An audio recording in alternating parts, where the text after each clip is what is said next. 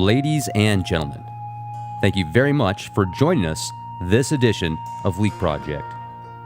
I am your host, Rex Bear, and we have guest David M. Jacobs with us, a PhD and author, as well as researcher and associate professor of history at Temple University, as well as the founder of ICAR, the International Center for Abduction Research is an organization devoted to the dissemination of trustworthy information about UFO abductions.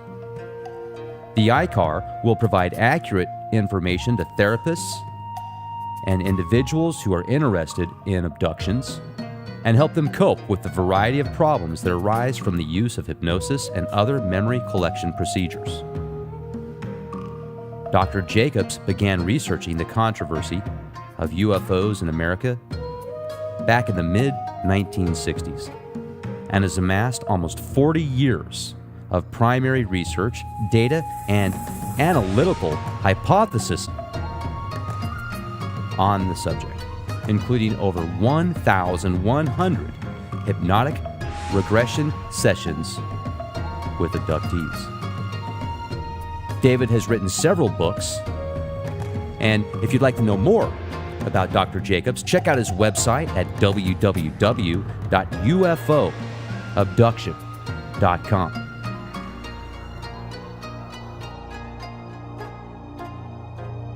Melissa, who was referred to me by Bud Hopkins, I live in the Philadelphia area, he's in New York. She came from Philadelphia, so she came over to my house.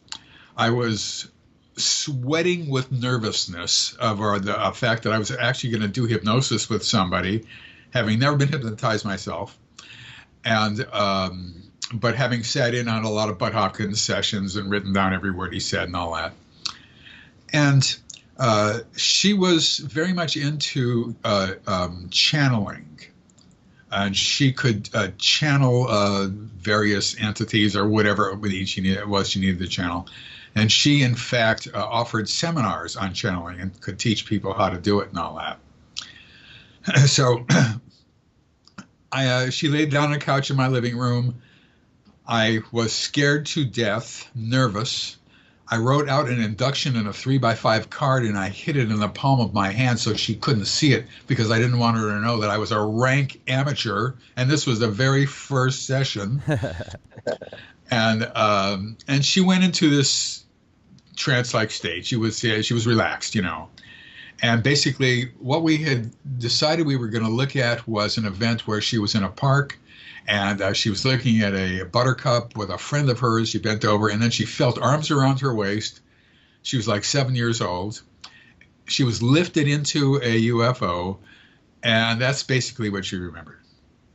So we looked at that, and they were in a park, and there were some kids playing baseball down on she was on sort of a slope over there, and her friend was with her, and she looked down, and there was arms around her waist, lifted her up into the UFO. The guy who was holding her had a page boy haircut, she said, which I never heard of before, but okay. Like and a she cartoon character, kind of? Well, maybe. I had to look up what a page boy haircut looked like on the internet, or wherever I looked, actually in books in those days. And it was it was sort of like a flip haircut, maybe like Prince Valiant or something like that. I don't know. So she told me that she knew this guy. His name was Cosmo. She had named him Cosmo. Now there's a little history to that name, which I won't go into, but okay.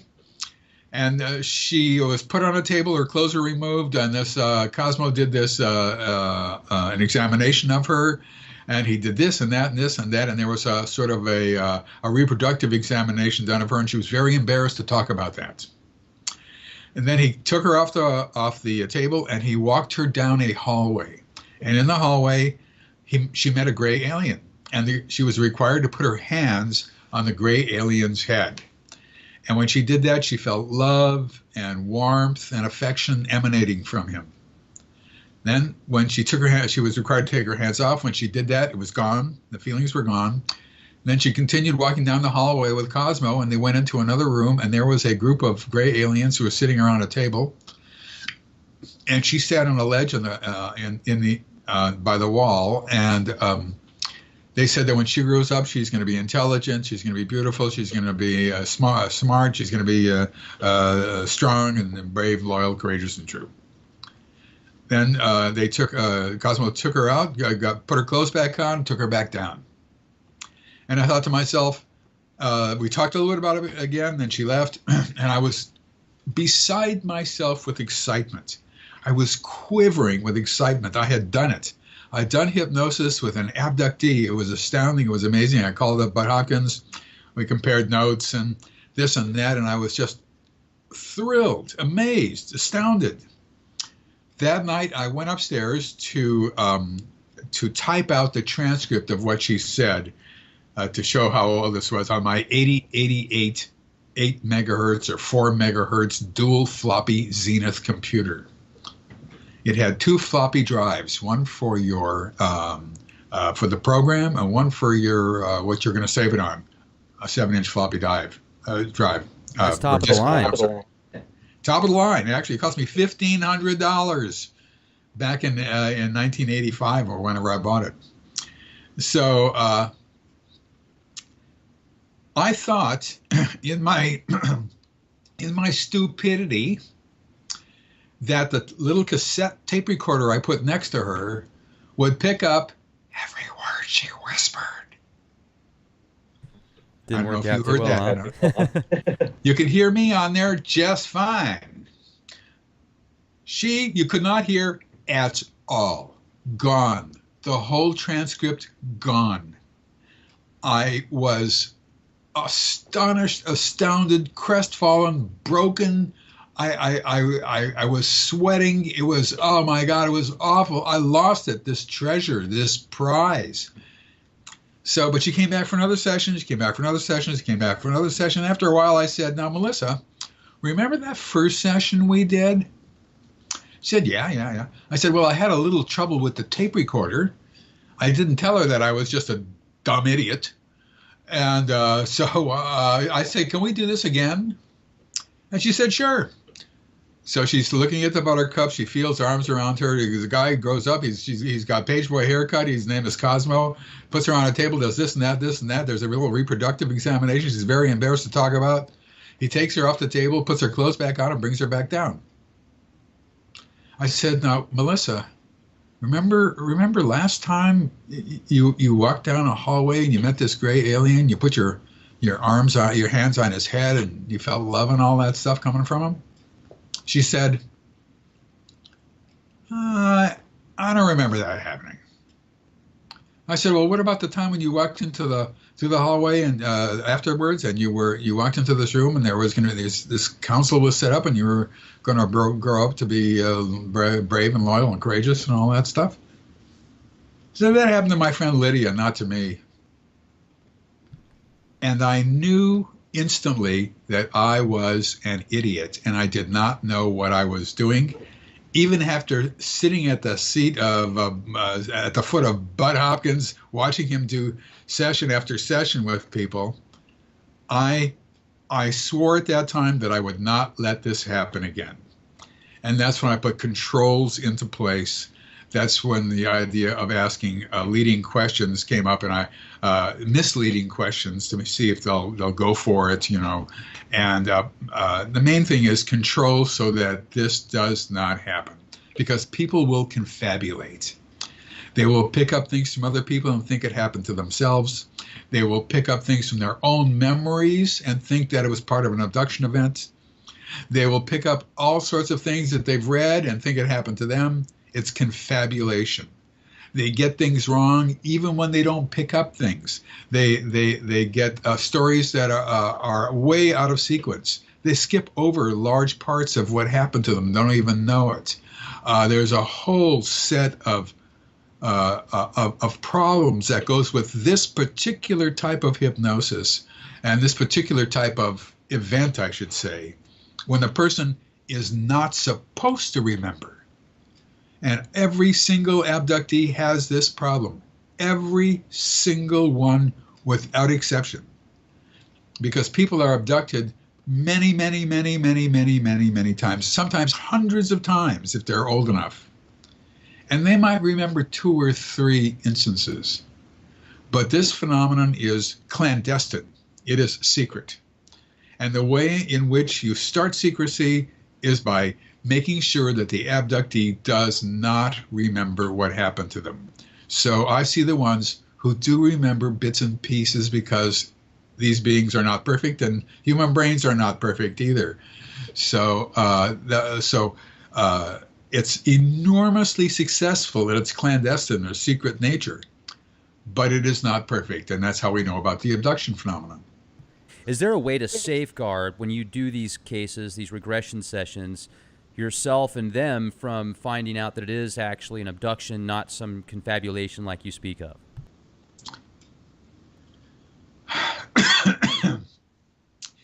Before they get to my home office, they have to fill out a questionnaire. They have to talk with me on several different occasions. I have to make sure that the person I'm dealing with is a person who I can deal with. If a person has spent time in a psychiatric hospital, for example, I do not have the ability to deal with problems that might arise. I prefer to speak with people who are relatively normal, who haven't had a background of problems, and who, if I had my choice, who are PhDs and MDs and DDDs and all that sort of stuff, LLDs, I should say, and dentists and DDs. I would prefer, it's easier that way in lots of ways. But in fact, I do work with them, and I work with absolutely everybody else. It does not matter. I worked with people who've dropped out of school at very young ages and never went back. And I've worked with people who are themselves psychiatrists and psychologists and therapists of other sorts. And they all say the same thing. It doesn't really matter. However, I usually ask misleading questions in the first couple of sessions just to make sure that they're not going to believe me or answer me. The answer is usually no, that didn't happen that way. Or there's other tricks that I use as we go along. And so it's hard to do in the first session. It's less hard in the second session, and much less difficult in the third session. By the fourth session, it's pretty easy for me. At least that's the way I work. I think Bud was a better hypnotist than I am, and he could. Bud Hopkins could get really good stuff out of the first session. With me, it's always a little bit iffy. The over 1,100 cases that you've been a part of, how many percentage-wise, or what percentage would you say are genuine ET abductions? Well, these are, it's actually about 1,150, 1,160, something like that. Those are all actual abductions. The ones, I've got about 10 people who are not abductees that I've worked. But I was testing early on. I did hypnosis with my wife. She's not an abductee, just about, and I asked her leading questions just to see, but no, nothing. And I did hypnosis with 9 other people who might have been abductees, but I couldn't tell, and I decided they were not abductees. So they didn't make the list of 1,150 abduction accounts that I looked at. Okay. And I have had an opportunity to speak with Barbara Lamb. She's done a whole bunch of hypnotherapy or hypnosis sessions with people that have been abducted, and she came onto our show, gave a great testimony about an encounter that she even had, because she told me that with all the experiences and people that she had talked to, she thought maybe she was losing her mind. So she actually they made contact with her, she said, and she saw these reptilian type entities. Walk us through, if you would, kind of a timeline, David, about some of these experiences. So like if we go back, let's say into the 80s, what were most of the experiences like with people that you talked to then? And then we'll go further down the timeline. Further down from then? Meaning closer to now is what I meant to say. Oh, okay. Well, in the 1980s, people were saying essentially the same thing that they say now, although the ones that I worked with talked primarily about table procedures, which my sense was that was the entire abduction phenomenon. They get somebody, the person can be young, can be old, it doesn't really matter. The phenomenon is intergenerational. If a person is an abductee, their mother or their father was an abductee, and they have abduction events starting in early childhood, if not even earlier than that, and going into old age with fantastic frequency over and over and over again, literally hundreds of times by the time they're older. So they would describe getting on a table and having a series of procedures done to them, which I thought was an examination. In Secret Life, I wrote about them as these aliens were examining us. They were trying to make us figure out what our not only our bodies but our mentality was like. I thought that they were interested in human sexual response. That turned out not to be true at all. They're not interested in it one bit. I thought that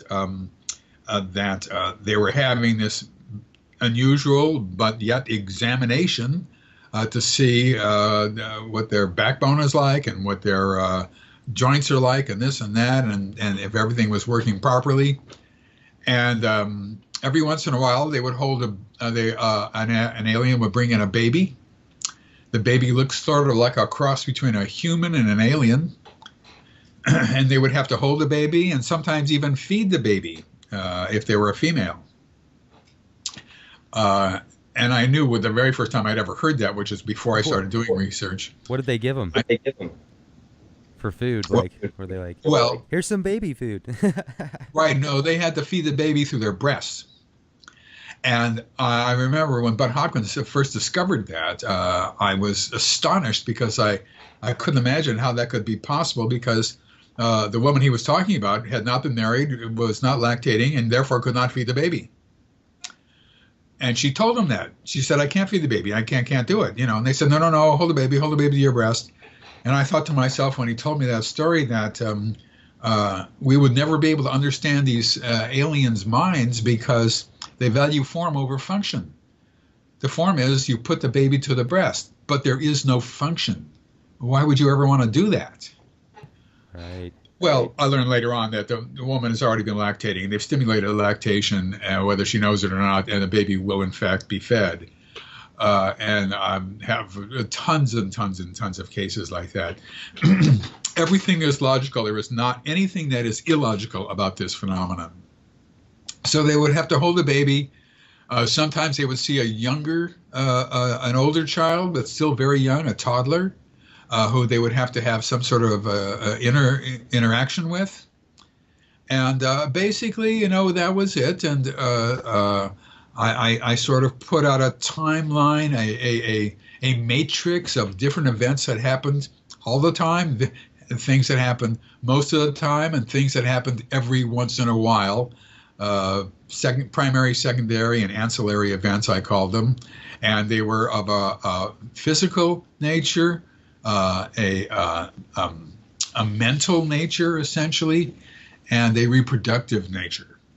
I learned that women were stimulated sexually through their eyes to peak experience, at which point eggs were taken from them, sperm was taken from men, and what was happening early on was that they would take the sperm and egg and they would do something to it off camera, so to speak. And then the next time the person is abducted, a zygote would be placed inside of them, the woman. And then after about 3 months of gestation, maybe less than that, it's removed. That was what Bud Hopkins called a hybrid.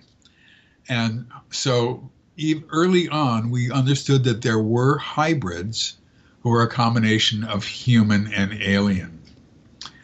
As time went on, I began to focus more and more on hybrids who were more grown up, adolescent or adult.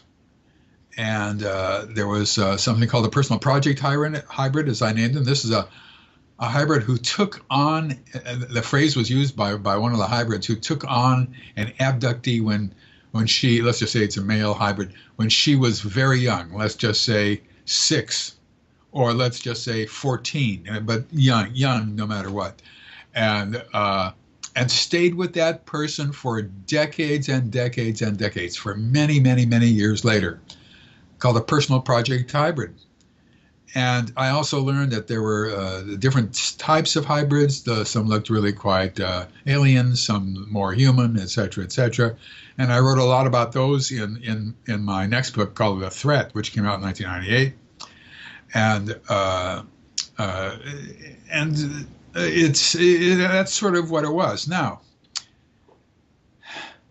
when I first heard about hybrids, I had no idea what I was listening to, and it was when Bud Hopkins did a session that I was sitting in on, and this young woman said that she didn't go out much, she didn't have boyfriends, she didn't do this, she was waiting to get married to this space being who loved her and she loves him.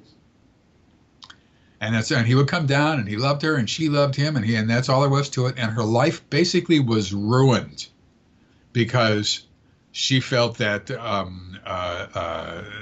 this was going to be her future. Why should she go out on dates? Why should she meet other guys? And she loved him. So I had never heard anything like that. I'm not sure if Bud had ever heard anything like that either. And she said his name was, I don't remember the name exactly, but it started. It was. I'll say the word Xanax, which is a drug, but let's say his name was Xanax, and she spelled it out for me on a piece of paper. I went out to lunch with her after the session, and it was Xanax, something like that, or X, yeah.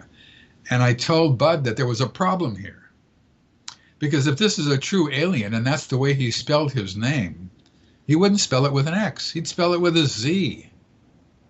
He would not know that X's from the Greek are pronounced like Z's. Now he would always automatically spell it from a Z. What's the point of making it sound differently? Confusing. It didn't make any sense to me.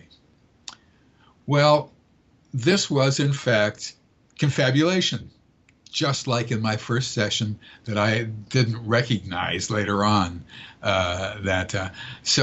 But the point was, even before I started doing hypnosis, Bud was uncovering hybrids and the making of hybrids, and hybrids who were adult. And although he didn't quite know it, and we were still sort of circling around it, but it was there. And now when I take a look at the subject, it's all about hybrids. And the phenomenon, they are abducting people for 2 reasons. Number 1, to help them make hybrids. And number 2, to help them deal with hybrids. And so that's sort of what my new book is about. Hybrids who have so jumped out, so to speak, of the UFO and are now living here. Something that I never in my life ever believed I would ever say to anybody ever. But the evidence has forced me into that conclusion, unfortunately. The question is, being able to be in that position where you can follow these people basically in these sessions and find out who abducted them, what abducted them, where they're at, get into some descriptions and details. How far do you take that? Do you ever find out where these beings come from? Are they, underground? Are they underwater? Are they out in the cosmos? Are they all over? Have they been here forever? What are some gems that you found out through these experiences? Well, the first thing is, where do they come from? The answer to that is, I don't know and I don't care. It doesn't matter. How's that? Okay. And it doesn't. Okay. It does not matter where they're from. Not only that, there is no possibility they can tell us where they're from unless they're from one of the planets, one of the 8 planets in our solar system, which they ain't. So there's no way they can tell us. By my calculation, there are hundreds and hundreds of stars in our galaxy. I may be wrong, but I think so. Let's just say billions. Lots of those billions of stars have names, maybe hundreds of them. Most of them have numbers, maybe hundreds of those. They are not going to know what number we have for their planet. You see what I mean? Okay. And if they come from a planet, we don't have any names for planets.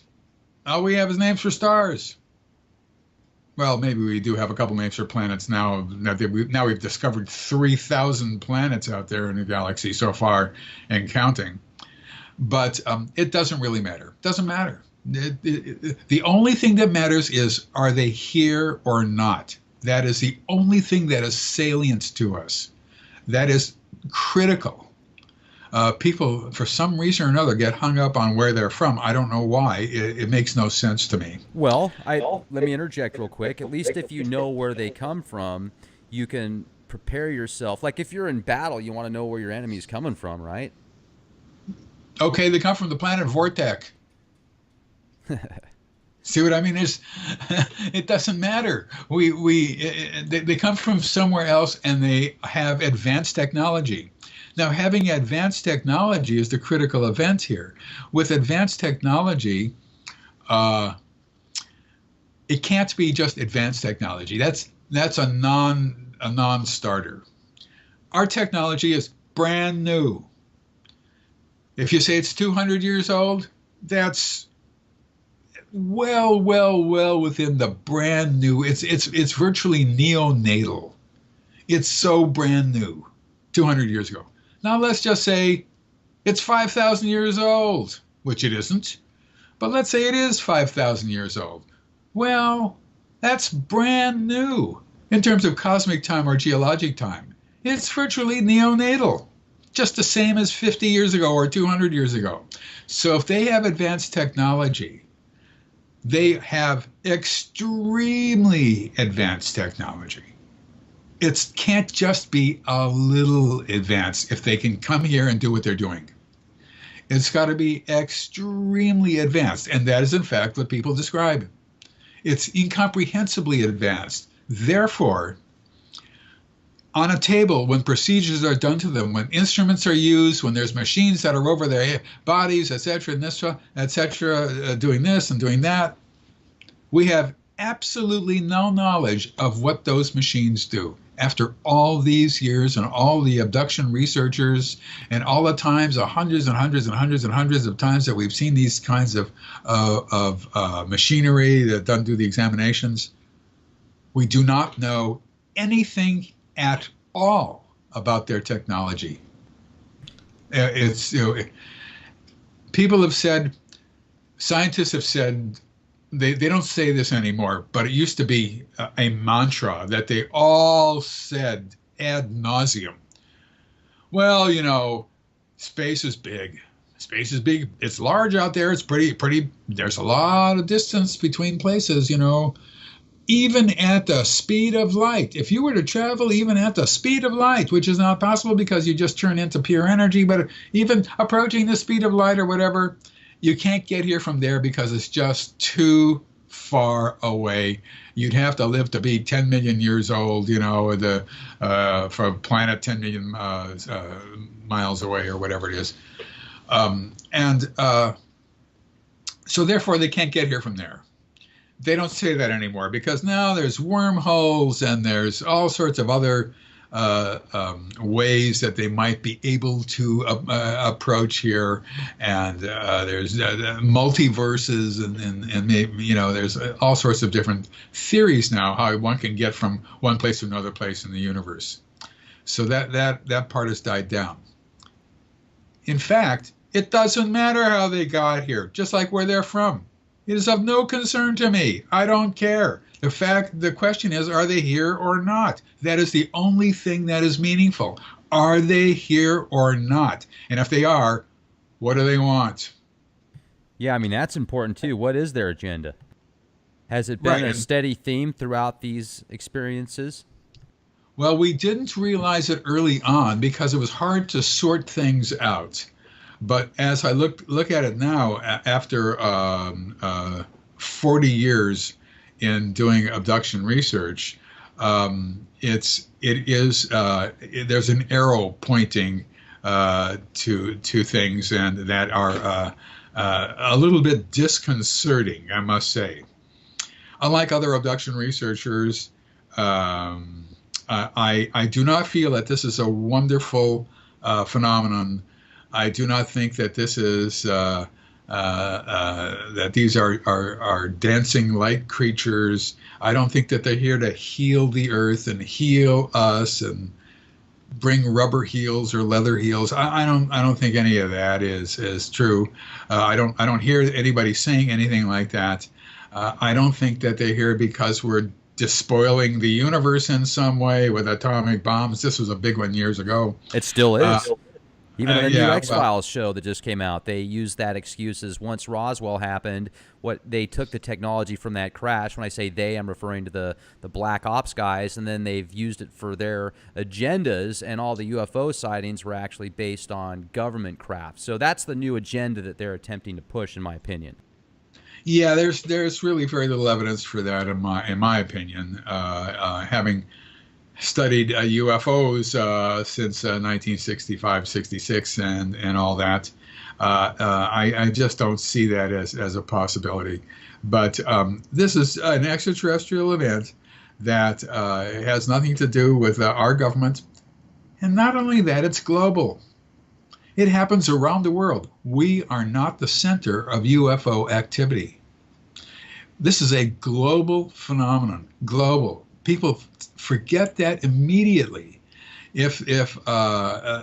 Therefore, they would be working with every Air Force, and with the old Soviet Union Air Force. What the hell do they care, And it would be, in my opinion, we live in a very different society if that were the case. But let's just put it this way. No abductee has ever said anything like that to me. And or to Bud Hopkins, I might say. Well, Bud a little bit different, but certainly not to me. Bud had a case once where a guy was in the Army and things happened to him and all that, and he seemed to think it was part of the Army, but it's hard to tell. But in fact, people around the world should be saying this, but we haven't heard that. So I stick with the evidence as I hear it. And the evidence, if it is something that has to do with the American government, fine. Okay, I can live with that. I have nothing against that. Okay, great, wonderful. At least they're looking at it. They're studying it. Fine. And if they want to keep it secret, hush hush, and all the rest of that stuff, okay, I can go along with that too. At least they're studying it. At least they're looking at it. The way I think of things, though, is I don't really see the evidence as all that much strong for that happening.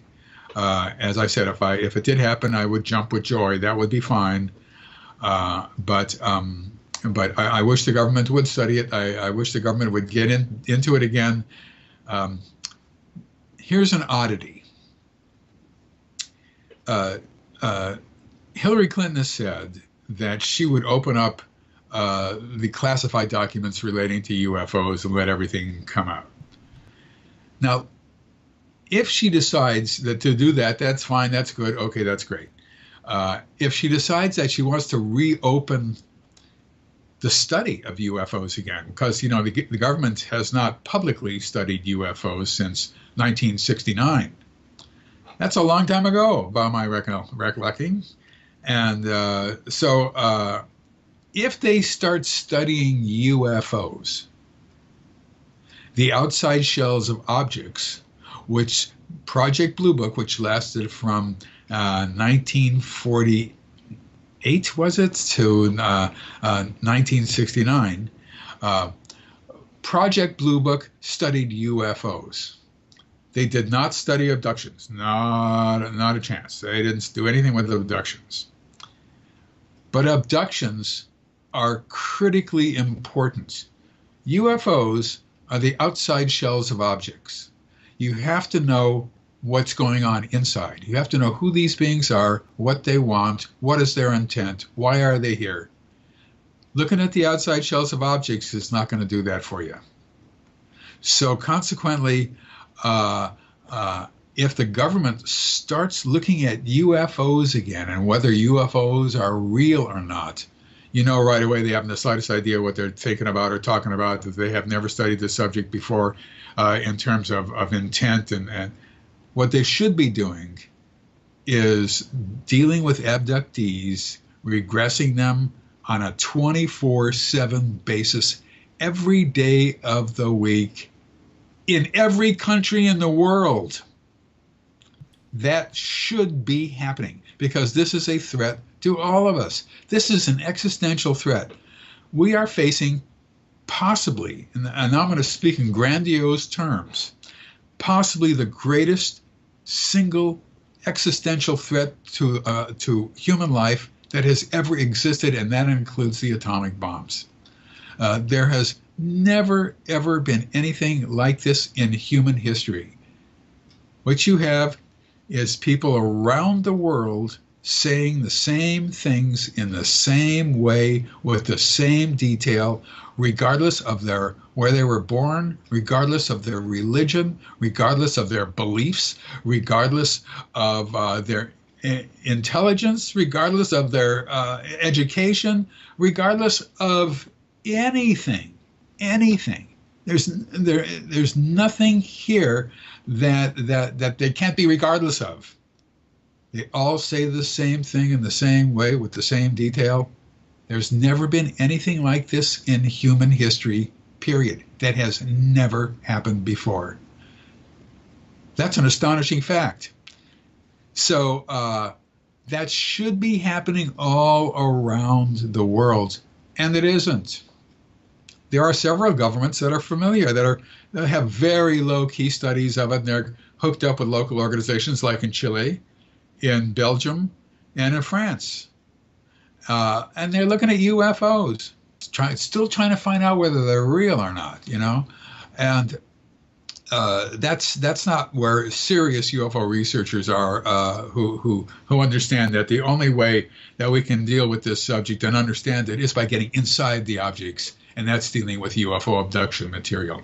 That gives you the intent, that gives you a sense of why they're here and all that sort of stuff. I got to jump in real quick, David, because what you're talking about is making me think about a few people that I've had a chance to speak with here on the Leak Project that reached out to me, wanted to be on the show.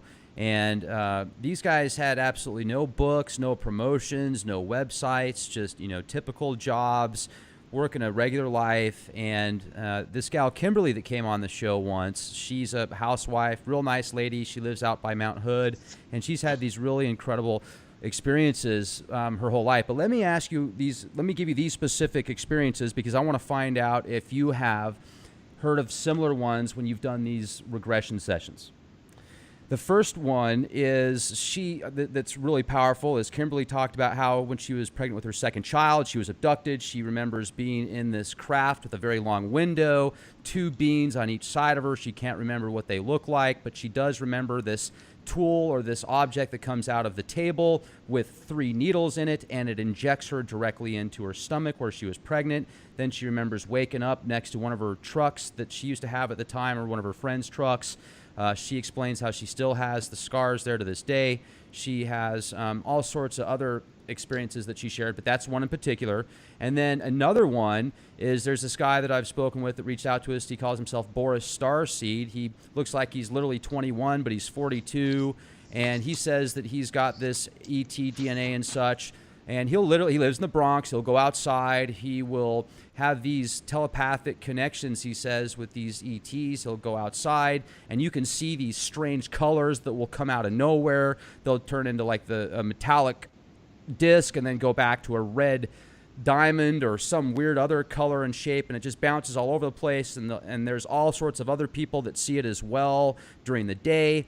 And then another one, here's one thing that I find fascinating, is there's a specific, there's some video footage that I actually have here on the Leak Project of this guy that sent it out to me, and he just got a movie contract But I showed this video, and it hasn't really got a whole lot of movement on it. It blew my mind. I think it's legit, but it's almost one of those things that's so real that most people are conditioned not to believe, even though they want to believe, that they see it and they're like, oh, that can't be real. But you see this green-looking alien look under this guy's door, and he's freaking out while he's recording it, and you can see this giant eyeball, you can see the eyelid, you can see the glare, the reflection from the eye itself, and if you overlay that face with the one from Communion, where Mr. Streetbert talks about his experience, and that actual face that was drawn was done by a professional artist that could actually do work for the police and sketches and such, and it was just, you could overlay it perfectly. So have you had people that have talked about getting abducted by green aliens, getting stuff injected in their stomach when they were pregnant, and being able to just go outside and see these incredible anomalies in the sky, talking to them and such? Yes and no. The first one, prongs in the stomach. There are needles in the navel, needles in the stomach. This happens very often. In fact, Betty Hill, in the first American abduction case, described that. Whether it was about her pregnancy or not sure. She didn't remember what you're telling me about 90% of what actually happened to her.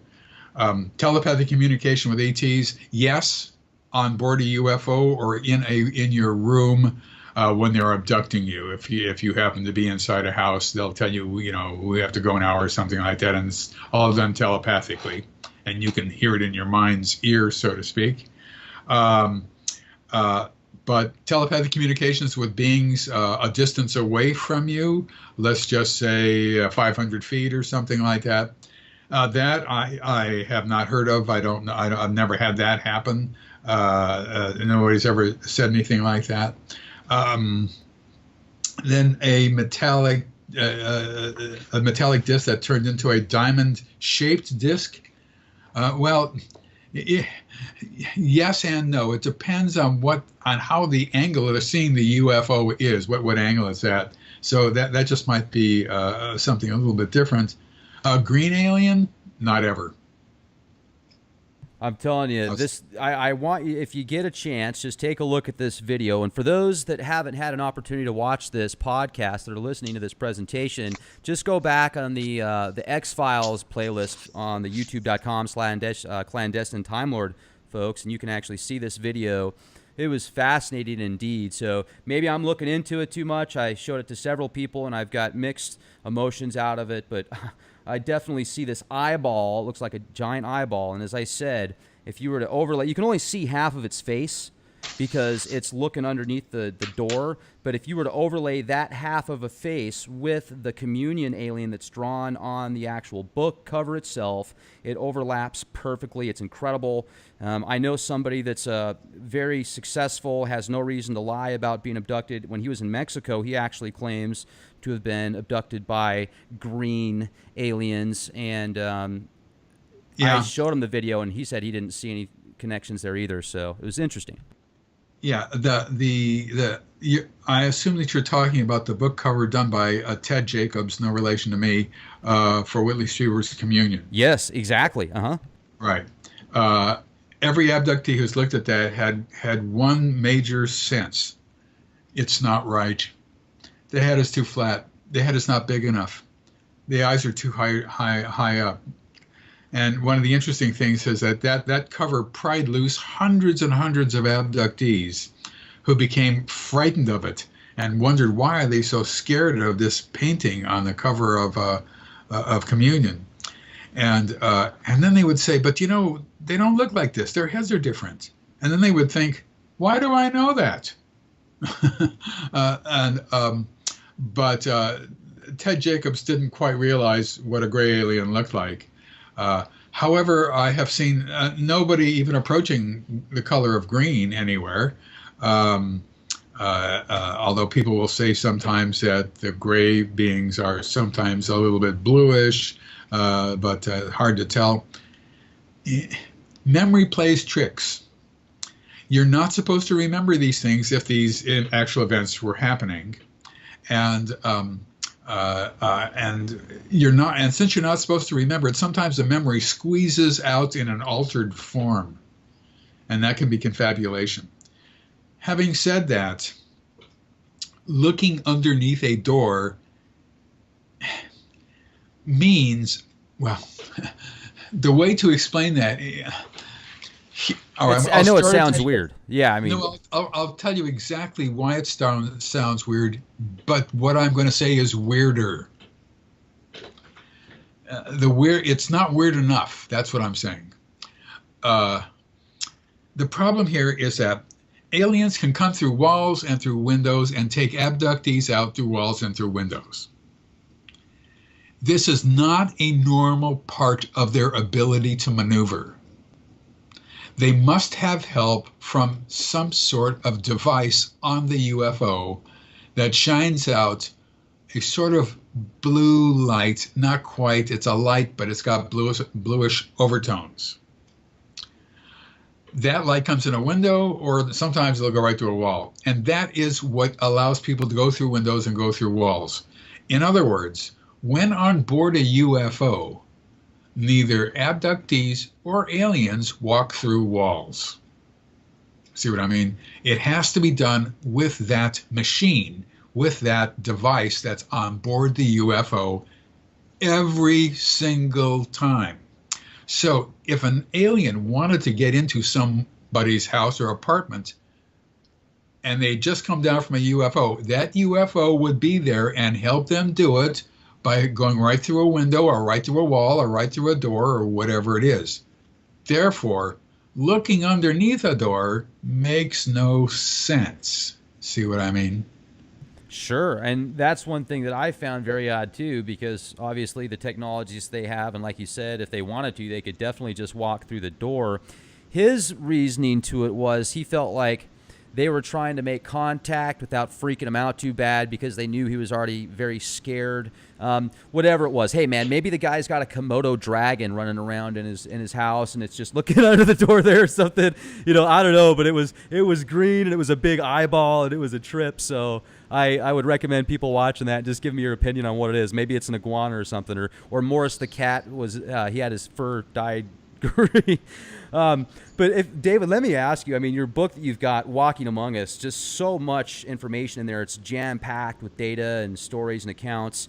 Are there some other beings that you could describe to us that you've learned about throughout your years? Well, on board the UFO, there are what you're looking for is a consolidated, compact workforce.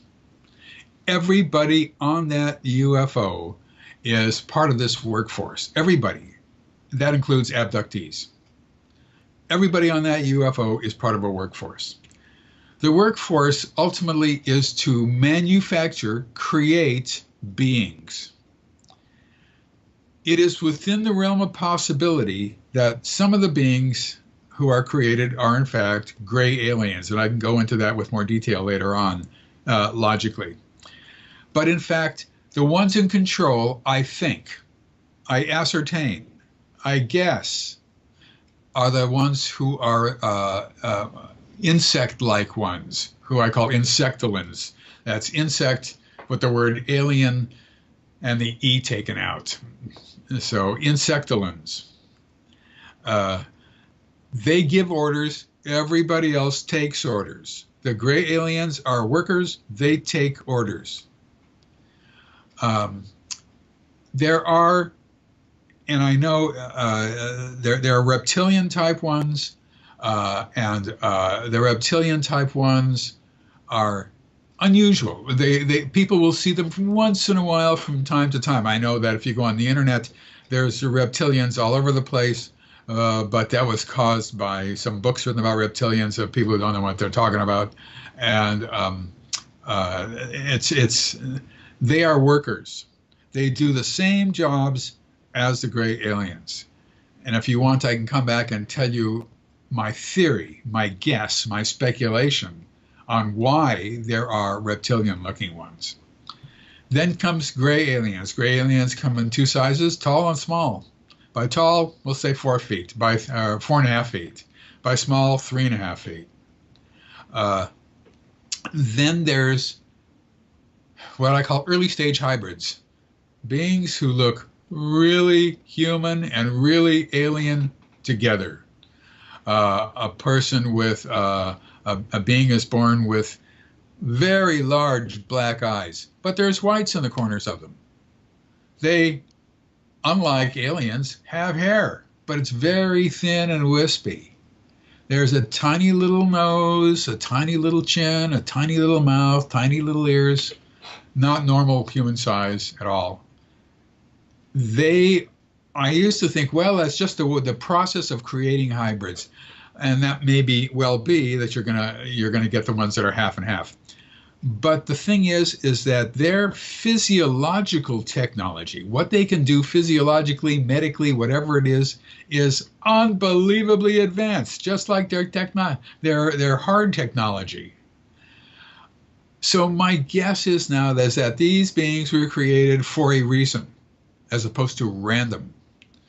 And what we see with these beings is they take care of babies.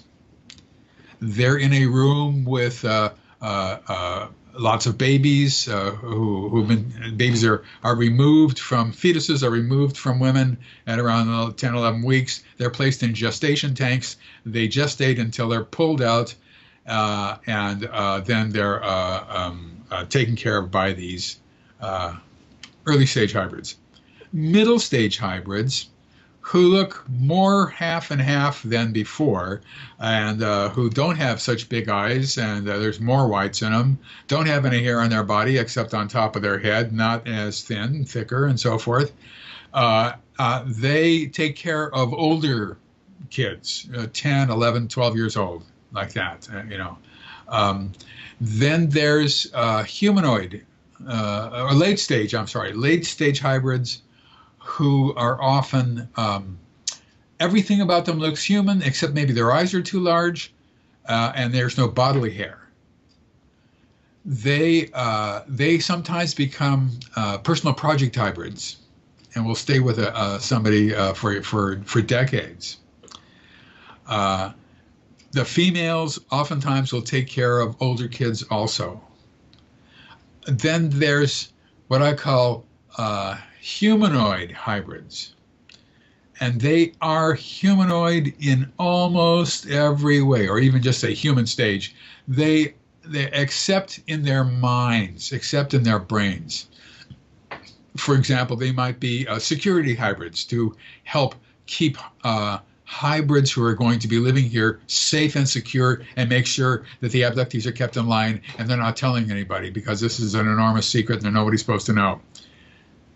Their minds are one-track minds. That's all they think of, and that's security, and keeping the abductee in line and the hybrid safe. That is all they think of, period. That is their function. That is their task. Then there's what I call hybrids, human hybrids. You just put those two words together, and they're the ones who are actually moving into the society. Now, having said that,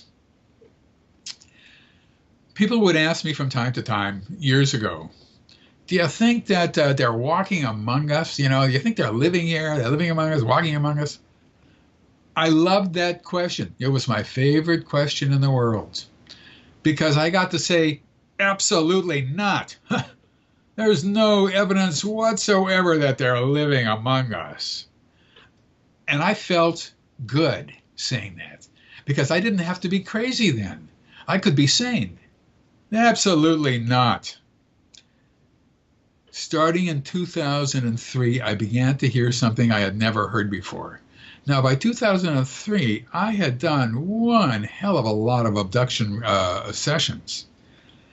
And people had described hybrids, this and that, and this and that. But one guy who I was talking with, who was a businessman in his 50s, who had never heard of me, didn't know anything about abductions, that was recommended by a psychiatrist to come and see me because he had these sort of memories of these odd things happening to him that the guy who recommended me knew that sounded abduction-like. And he was perfectly sane. in around our fourth session, and if you're listening to this, pardon me if you've heard it before because I've talked about this a lot, but he says to me, I just remembered, I have a friend. I have a friend. Yeah, I just remembered I have a friend. And I'm thinking to myself, I got a friend too. I got a lot of friends. So he says, no, he says, this friend's a really good friend of mine. Yeah. He's really, really good friend of mine. Known him for a long time. He's my best friend. We've been to dinner together. We've been to foreign countries together. We've been fishing trips together. We've been here. We've been there. I see him all the time. He's my best friend. It's funny. I totally forgot about him, he says to me. And he also didn't know what his friend's last name was, where his friend was from, whether his friend worked or not, whether his friend was married or not, or whether his friend went to sleep or not, or whether anything about his friend, where his friend lived. Didn't know anything at all, not even his last name. But he was his best friend. So we did a session on that when he first saw him or whatever, and then a bunch of sessions on that. And turns out he's meeting with his best friend all the time, including on the way to my house to do a session, as his best friend was trying to prevent him from doing that, from going there and talking to me. Literally, just before he arrived. To my amazement. But I thought to myself, well, this is so unusual. I'm going to wait until other people say the same thing, because it might be an outlier of some sort and maybe something wrong with the guy's brain, Then another person began to say similar things, not exactly the same, but similar things. So they were dealing with this guy who looked human, and they were training him to do this and teaching him to do that, and on and on and on and on. They would have dinner with him and on and on. And then another one came to say something similar, and another one came to see, and a woman who I've been working with since 1987, Karen Morgan, who made it into all three of those books, Secret Life, The Thread, and Walking Among Us. She began to say something like that. And then there was another one who was in Secret Life, was in The Threat, Allison Reed, who began to tell me things like that. Then I began to look through my files, and I noticed that other people had been telling me things sort of like that, and other aspects of it that I had just sort of put off to the side and forgotten about because nobody else was saying that. And consequently, I realized something was happening. This is different. Things are different now. Oh God, brain, don't fail me now. In The Threat, my second book on abductions, these aliens, the gray aliens, would tell the abductees, soon there's going to be a change. It's going to be wonderful. You're going to love it. The change is coming soon. Soon there's going to be a change. Everybody's going to be happy. Everybody's going to know his place. So I'd ask them, well, what do they mean by the change? The abductees did not know. I said, well, what do they mean by soon? Because soon is not a word. It could mean, for them, 10,000 years from now or 10 minutes from now, for all we knew. And they said nobody knew. They didn't know. Abductees did not know. So then abductees would be brought into a room and look at a screen on the wall. A screen-like device is the best way I can put it. And there's a picture, and these are two actual cases, a picture of a picnic. And it's like a moving picture. There's people who are grilling. There's a one of those table with benches on it there, and they're making something on the grill. There's some kids playing ball, and there's a little lake by it, and et cetera, et cetera. Everything is perfectly normal, and they hear in their mind's ears, so to speak, they hear telepathically, "Can you tell the difference between you and us?" And the abductee stares at that screen and says, difference? What do you mean? I don't see any difference. Everybody looks the same. And it's like, then they hear this telepathic voice saying, see, isn't that wonderful? Soon we will all be together. Soon everyone will be happy. Then another abductee tells me a story about how she sees this, what looks like a photograph, and it's of people like standing on steps, like a school photograph or something like that, except there's only about a dozen people. And she's staring at this thing, wondering why she's looking at this photograph. And she hears a voice and says, "Can you tell the difference between us and you?" And she says, "No, everybody is exactly the same." Once again, same thing. See, isn't that wonderful? Soon everybody is going to be together. Soon everyone will be happy, etc., etc. That was before any of this stuff happened in 2003. That was, years before. So I began to realize, well, maybe this is the change that we're looking at. Maybe this is the change, or maybe it's the beginning of the change, and the actual change will happen in the future. I do not know. The people who are living here, who are moving in, need help. They can't do it themselves. Their story is they have been watching humans, talking with humans ever since they were children, usually in a classroom situation. One of the things I put in one of my books, I think it was the threat, was a woman is standing in front of a classroom. Now, they're sitting on very weird seats, which I won't go into now. But there's an image of a dog on the wall. And the kids ask this woman, who's the abductee, standing in front of them, "What's a dog for?" And she says, "Well, people have dogs for companionship and for love and fun and et cetera, et cetera, et cetera." "Do you eat dogs?" No, we don't know. We don't eat dogs. No, we don't eat dogs. At least not in America. Then there's a picture of a goat. "What's a goat for?" "Well, with a goat, you can get milk, and you can turn the milk into cheese. And do people eat goats?" Well, she said she's a vegetarian, so she doesn't eat goats. But some people do eat goats, yes. And so they're learning about flora and fauna, let's just say. And you can have a lot of abductees teaching them about a lot of things by the time they grow up to live here. I would say that maybe that's 1% of what they should know to live here. So when they come here, when they reach the age of late adolescence or early adulthood, they start to move in singly as independent hybrids, as I call them, or as or in groups of 2, 3, or 4 in apartments. For reasons I'm not exactly sure of, but there's more of them, I think, than there are of independents. They know nothing. They have to be taught everything. The independent hybrids, even though they have had intensive studies of humans, sometimes when they're 10 years old, 11 years old, they come into with a caretaker. They come down to an abductee's house, and the abductee shows them what a television is, and what a stove is, and what a refrigerator is, and what goes in a refrigerator, and what goes in a cupboard, and cans go in a cupboard. And then they ask questions, well, why don't you put the cans in the refrigerator? And they wonder what an ice cube is, and they wonder all these other things, that they have never seen. They've never seen a refrigerator in their lives. And by the time they get to be adolescents and adults, they come here and they are dumb as rocks in terms of what they know about how to be a human being. The amount of information that they have to be a normal human being in society is fantastically huge, even though they have spent a life trying to learn about how to live on Earth.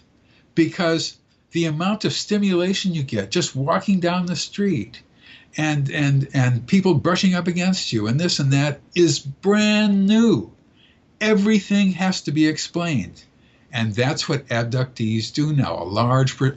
A percentage of abductees primarily help hybrids who are moving in.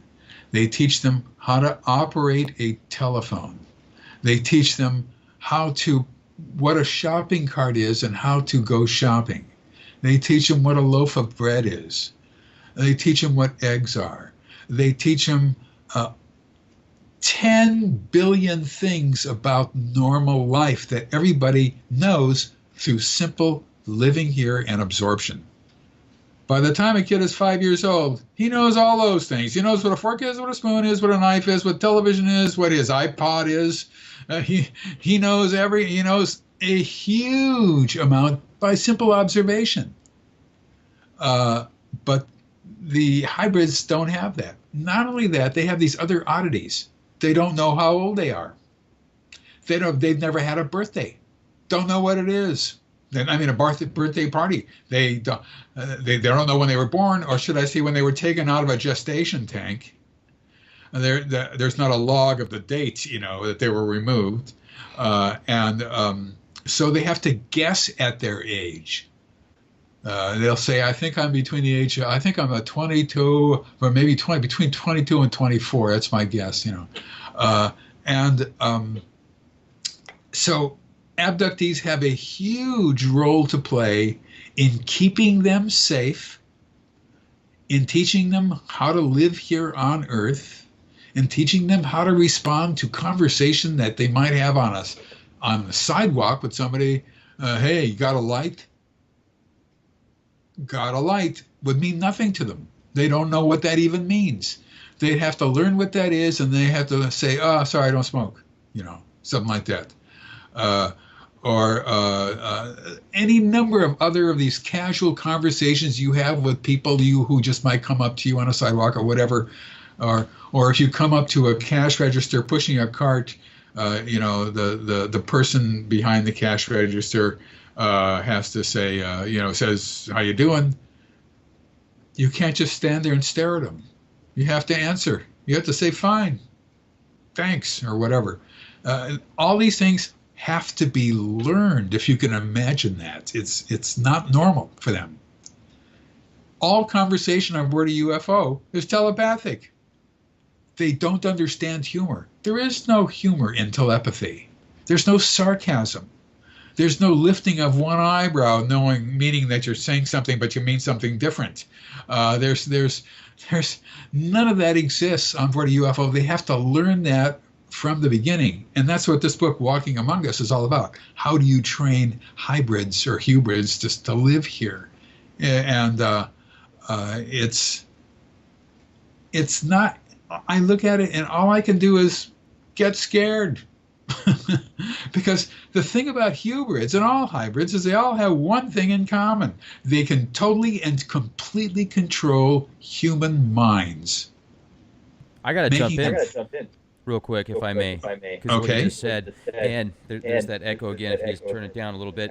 So I'm thinking about all of the TV series out there now that are pushing these mutants with special powers, like the TV series S.H.I.E.L.D. that's out there now, where they're called Inhumans, and they have these... What's the TV series called? It's called S.H.I.E.L.D., which is based on a comic book. Yep.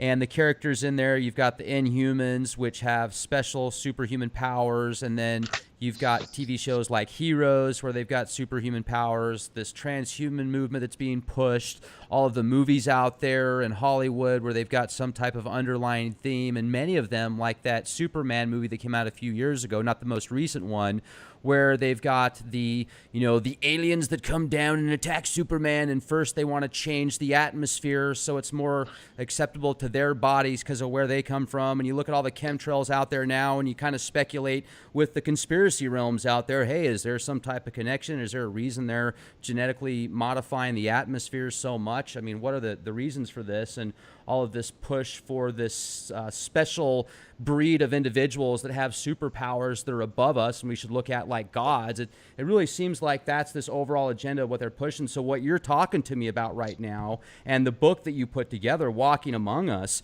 I think that kind of goes hand in hand with the media today. And let me add to this. I sure hope not. Well, I mean, do you feel that these people that are walking among us are in high levels of politics and corporations and government positions that have very sensitive data so they can pass certain bills and come up with certain movies to, kind of orchestrate certain archetypes? And because as well as I do, I mean, you've got a lot more education than myself about how powerful the media is, and it's so easy to control the masses with programming now. Yeah, I don't think so. I think that everybody loves a good conspiracy, but I don't see the evidence for that. And you have to remember that I didn't start that. On one hand, we knew about the telepathic ability to control humans by gray aliens and the insect-like ones and the reptilians, et cetera, from the very beginning. That was always there. It was always there. In fact, it was there from the first accounts we ever heard about the abduction phenomenon as well. But what I'm saying is that these humans retain the same skills of controlling humans that all aliens use on board a UFO, and they can do it while they're here. So if you think somebody is an alien, a hybrid who's hanging around somewhere, and you come up to them and you say, "I know who you are," what you will think is, "Oh, I thought you were somebody else. I'm sorry. Goodbye." That's what you'll think. They'll Jedi mind trick you. Yeah, well, whatever it is, we've known about this phenomenon of controlling people for decades and decades and decades. What I'm saying is these people now look human and can still control people. They can make them see whatever they want to see, do whatever they want them to do, or think whatever they want them to think. And this makes us a second-class citizen and them a first-class citizen. And this, for me, is exactly the opposite way I want it to be. I want to be a first-class citizen, and I want them to be second-class citizens, and that would be fine with me. But that is not what is happening. We're dealing with a superior technology and a superior neurological technology, so to speak. And that is what everybody is saying and has been saying in terms of gray aliens and the other ones for years and years and years and years and years. Reaching into the upper echelons of government, the only person I can see, well, no, I was about to make a joke, but never mind. Just do it. Passions are too high. It's the season now. But who do you think's the shapeshifter? Well, there's a lot of politicians who can pull the wool over people's eyes. I'll tell you that. So, if I can play the middle of the road there. The fact is, though, that this is to me, this is a frightening business. I never, ever, ever in this world imagined that I would be scared of this phenomenon. I never imagined when I first started doing this 40 years ago that I would be involved with something that I fear and that I hate. I dislike this. It's extremely unpleasant for me. I don't want to hear these things that people are telling me. And in fact, before I wrote this book, I would tell people, now, I don't want you to tell me anything that I'm going to think is bad. Don't tell me anything bad. You are not to say anything bad. And then I would do this induction in hypnosis. They couldn't care less what I just told them. It didn't matter to them at all. They just told me what's happening to them and what these beings are doing and this and that, and everything was bad. So I told you not to tell me anything bad. People didn't care about me at all when they were remembering their memories, and they were. So this is obviously happening in my estimation. Now people think I'm nuts, and maybe they're right. But there are an awful lot of people who've told me that. And as I said, I went back into old files I had, and I realized that there were abductees at that time who are also doing things that aliens do. And I have a whole chapter on making abductees into alien workers. They are workers anyway because they're helping hybrids.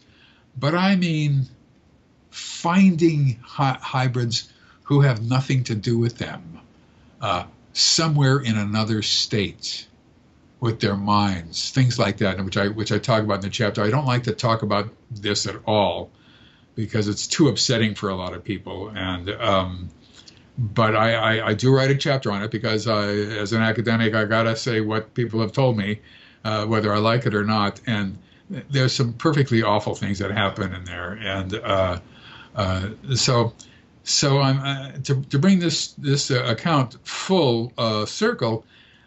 I don't see any loving brotherhood of the planets type healing phenomena that's going on. And I would love to. It would be great. It would be wonderful.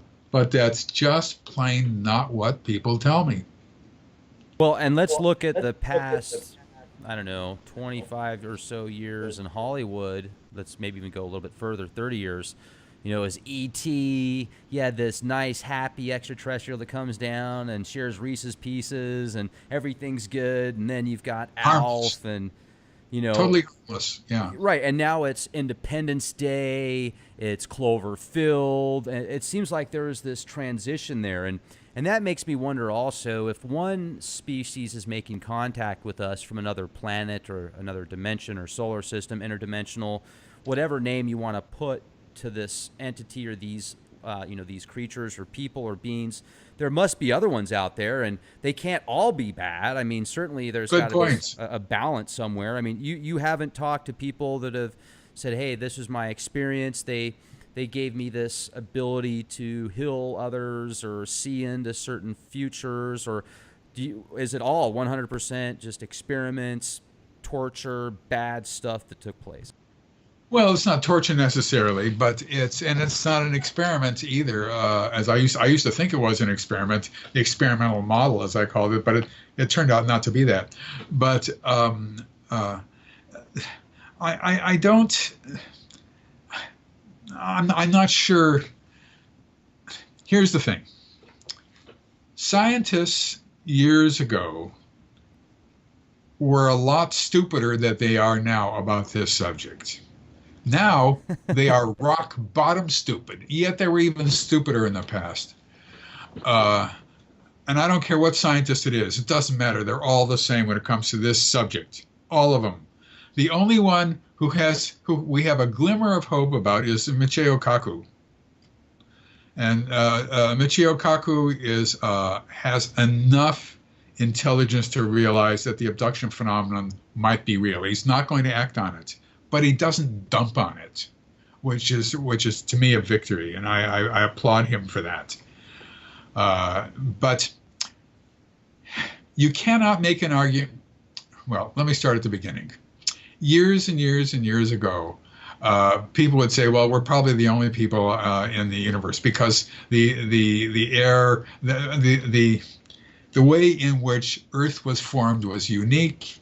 The way in which life formed on this was probably unique, and we have an object hit the side of the Earth and became the moon or something, and it knocked it off its axis by 7.5 degrees, which allowed us to have seasons, as opposed to baking on one side and freezing on the other, Right. And it spun it and all that sort of stuff. And then there's so many comets hit the Earth that it created these huge oceans, enormous oceans, and the whole damn world is filled with water. And that allowed for life. And then the dinosaurs, and then eventually the destruction of the dinosaurs, allowing for primates to take hold, and all those sort of things happened here. And it's hard to imagine that they could have happened anywhere else. This was called the rare earth theory, and a book was written about it by scientists talking about how it's unlikely that there's other advanced technological life out there. So scientists have gotten away from that, and they said, well, there probably is life, and they found liquid water on Mars. When you're going to find liquid water, you're going to find life. But all scientists who are not involved in the UFO phenomenon, of which means 99.99999% of scientists, think that if there is life out there, it's probably tiny little microbes floating in water, swimming around. But that's life. And the reason they say that is because it took us a couple of billion years or whatever it was of living in water for us to crawl out of the water and become creepy crawly things on land, you know. Therefore, what they look for is creepy crawly things that are not on land but in the water. That's that they all talk about that.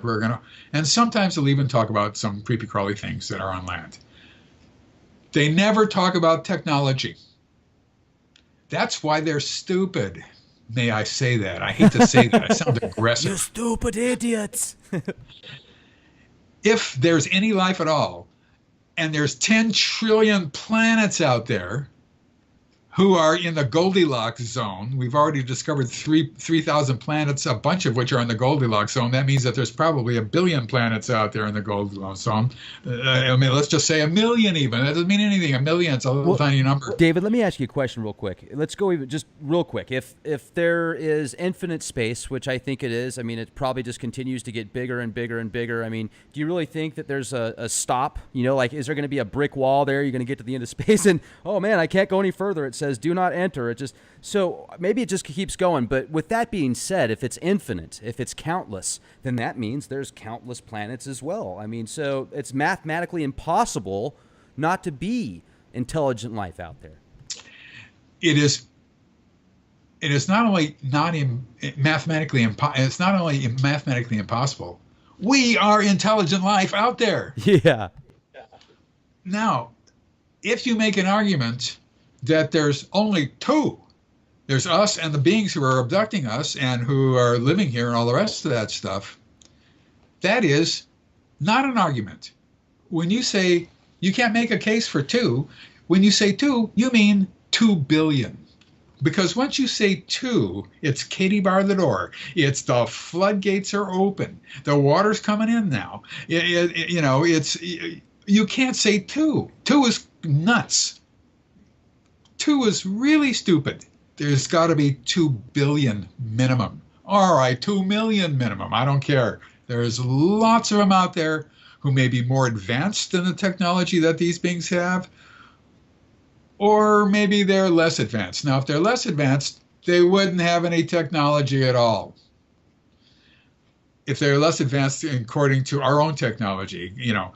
But there has to be more out there. Therefore, it is possible that other aliens are coming to Earth, looking around, seeing what the flora and fauna is like, and leaving. That's possible. I can't say no. We don't know. But what we do know is that the abduction phenomenon has gone on for a significant part of the 20th century, with a certainty dating back to the 1920s, and with less certainty to the 1890s, with double that certainty to the 1930s, and with a ton of them in the 40s and so forth. So it's been going on for most of the 20th century, and we don't see or know for sure whether any other beings are here. If they are here and looking around and flying off, it doesn't matter. We don't care. The only thing that matters is the beings who are here, who are putting hybrids on Earth, who are have been here for years, who have created millions of abductees, millions. And if you want, I can tell you how we got to that number. But that is a legitimate number. And if you're talking about global abductees around the world, many, many, many, many more millions. 307 million is a good number to judge how many abductees there are around the world. How did you come up with that number? How much time do we have here? Just a real quick synopsis. Okay, here's the thing. My colleague Bud Hopkins and I, along with John Mack and Ron Westrom and other people, put together a poll in 1991 of 6,000 people across the country randomly selected by the Roper Polo organization to see whether or not they were abductees.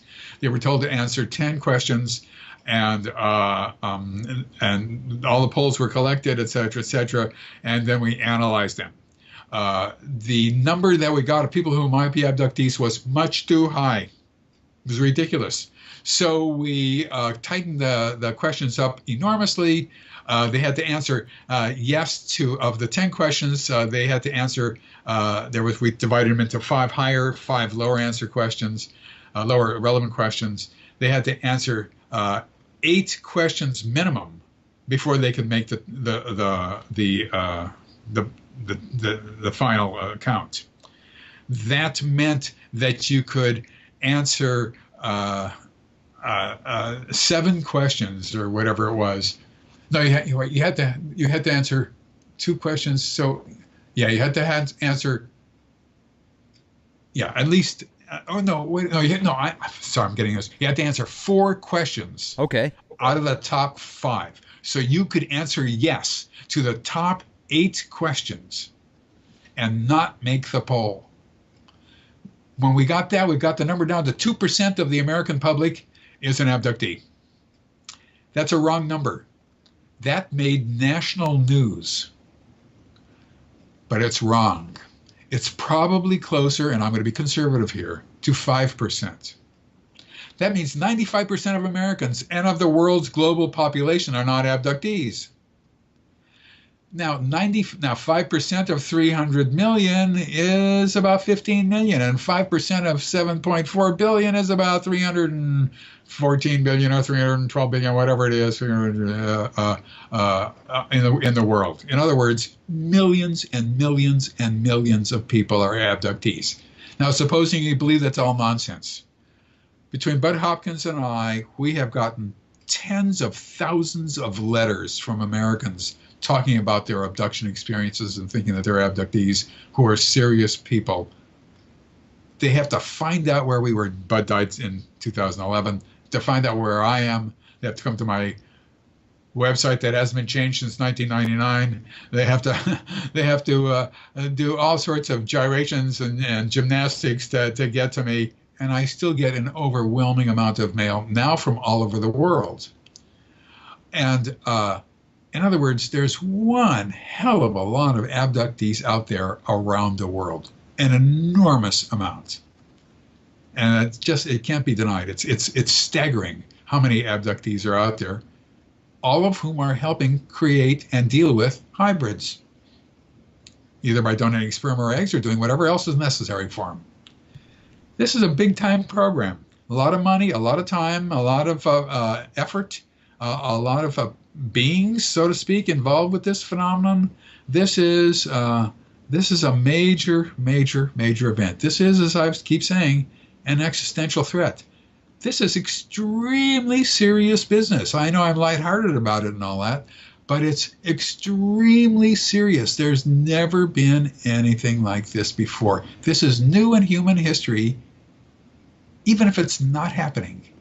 Because if it's not happening, we have discovered something unbelievably significant, as I said before, about neurology, how the brain works, all around the world, all saying one thing, this same thing, all saying it together, all describing the same instruments. There's never been anything like it. No matter what it is, there's never been anything like it in human history. Have you heard of Daryl Sims? Sure.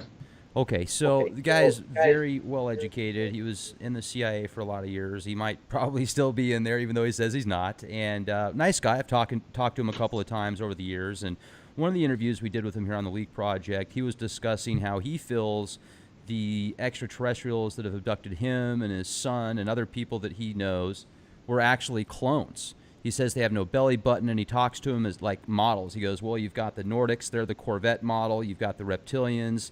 You've got the grays, different levels of grays. And he said there's the mantis aliens. And one of the things that he discusses is he doesn't think that any of them are in control. He thinks they're all just cloned. And when I tried to get to the real meat, and say, hey, who is it then? He was reluctant to give us all the information just because he deals with multiple encounters, or I mean experiencers, and does these regression sessions, and he doesn't want to give away all the inside scoop so people could listen to it and then say, oh, well, this is what happened to me, this is what I saw. So, but this information he did give us, he said there was always something or somebody there kind of in the background, kind of watching it all, or kind of like, think of the smoking man in X-Files behind the scenes, just watching everything, and he wouldn't say who it was or what it was. And he's more of a religious person. He kind of believes in, I think, the Abrahamic, religions and texts. So he feels they're like fallen angels, I think. But what is your take on that aspect and possibility? Which aspect? All of these being cloned from one clones? Specific species up there at the top level. Yeah. I don't think that the insect-like ones are cloned. I don't think the reptilian ones are cloned. I do, however, think that it is highly possible that the gray aliens are clones. Number one, they have no sexual apparatus. Therefore, it's really tough to recreate themselves. Number two, and this has always bothered me, I take a look at their eyes. Okay, I'll deal with that. That's fine. Then I take a look at their ears. Got to have ears. They got little holes in the sides of their heads because if something falls, they got to be able to look over and see what that was. It's a survival feature. A nose. Okay. A mouth? No. It always bothered me. Why do these gray aliens have a mouth? They do not breathe. They do not open their mouths. Some abductees have said they have. I think it's confabulation. They don't have any teeth, and they don't eat through their mouths. They eat through skin absorption.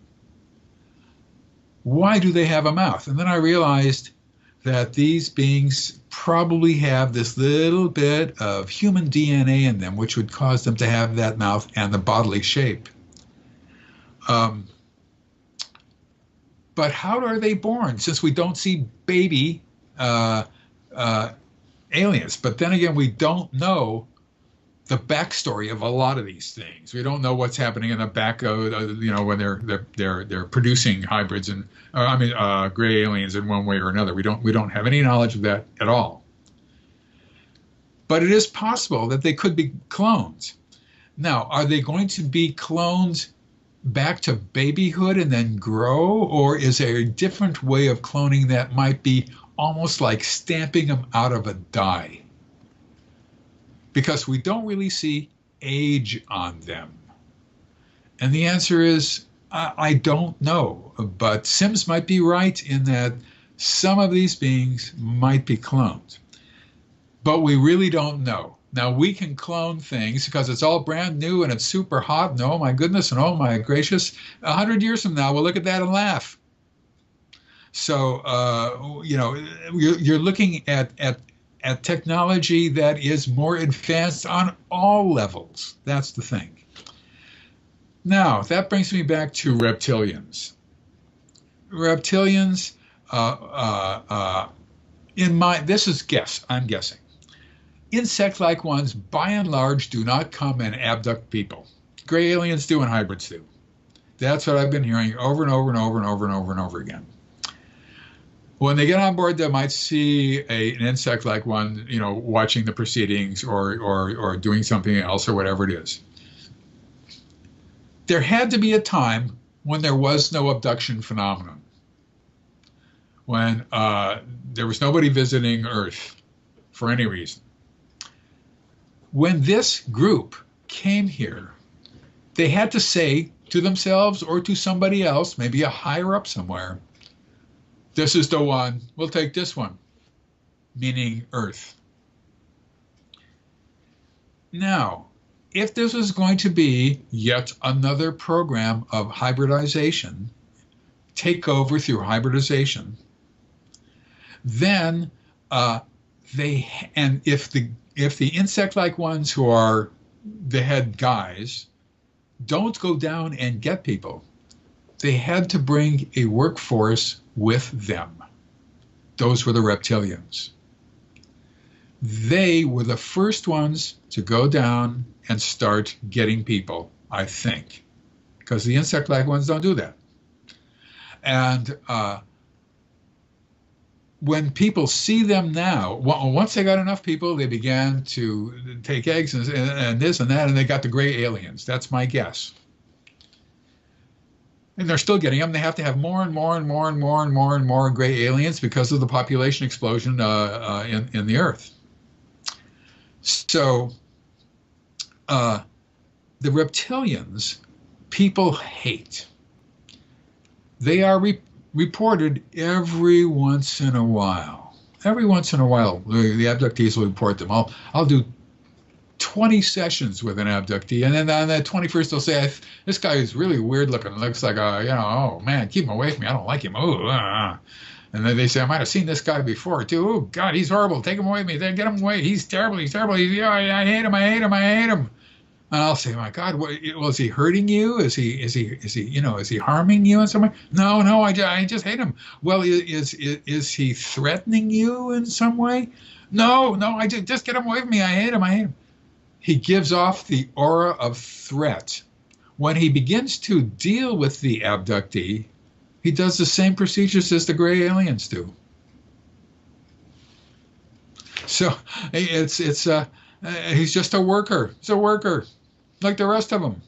But my guess is they are real aliens also, as opposed to clones or hybrids that the gray aliens might be, or all the other hybrids. I think that they were the original workforce. I may be wrong about that. This is pure speculation. But they had to have a group who first came down and got people. And my guess was it wasn't the gray aliens with their mouths. It was the reptilians. That's my sense of it. That is pure speculation. I do not have evidence for it. It's just logic for me. Well, and I'm thinking of the movie Jupiter Ascending, and the person that is basically the crown, it looks like you or me, just looks like a regular human, and then he's got reptilians and these other entities under him, because there has been a lot of speculation that these Draco reptilian aliens are at the very top levels of these, archetypes of certain ET species that come down, and whether they harvest humans for food or whatever else you hear on the internet and in certain experiences that people claim to have had. So have you ever, let me ask you this, David, what is the scariest thing that you have ever heard in one of your regression sessions? Well, it's not so much what you're looking for is patterns all over the place. And so, two scary things happened. A person was abducted. I had a get-together for abductees, which I used to have all the time. And she was abducted in my driveway when they went to leave my house. That sort of gave me a thrill.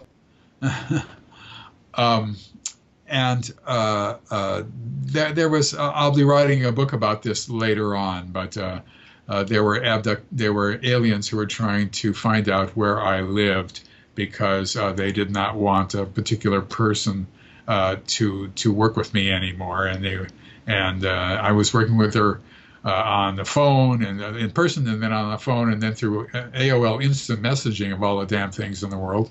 This was years ago, and they were desperate to try to find out. They couldn't get her to stop, so they wanted to get me to stop, and that was personally frightening. I must say that was the most frightened I'd ever been in this phenomenon,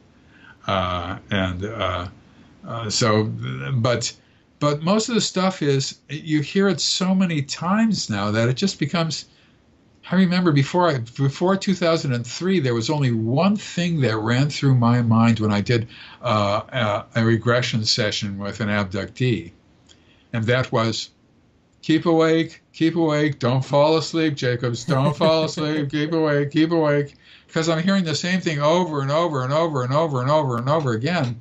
And of course, I've just done an induction, and the person's laying there really relaxed. I'm pretty relaxed too, And and sometimes somebody would say something really, really interesting, and I think about it and think really hard about it, and then I realize I'm dreaming.